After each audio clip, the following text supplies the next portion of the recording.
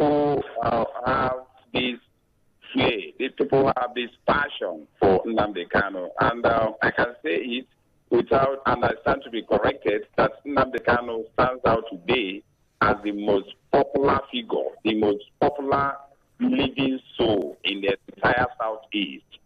That is just a fact that needs to be controverted.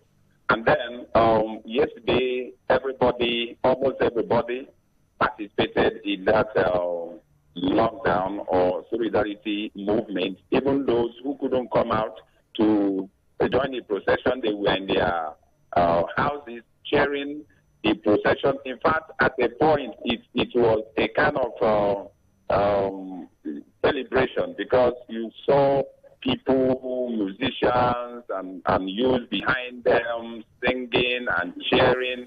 And then you see a convoy of joint patrol team behind them with their vehicles. They didn't molest them anyway. So it was a show that majority of the people are behind this movement. They are saying the same thing, that it is rather injustice for Nnamdi Kanu to be abducted in Kenya, rendition to Nigeria, kept in detention all this while without anything coming out of the so-called trial. The trial is dilly-dallying. One day, one story, the other day, another story. And that is why people felt that at this point in time, they should be saying enough is enough.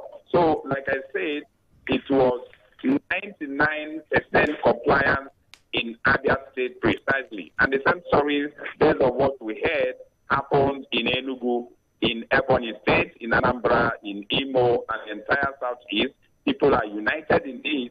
Yes, I agree that some of our politicians may not be with the people, but for political interest, for their selfish political interest, for the vast majority, ordinary Igbo, the ordinary Igbo man wants Nnamdi Kanu to be out of detention. Sounds interesting.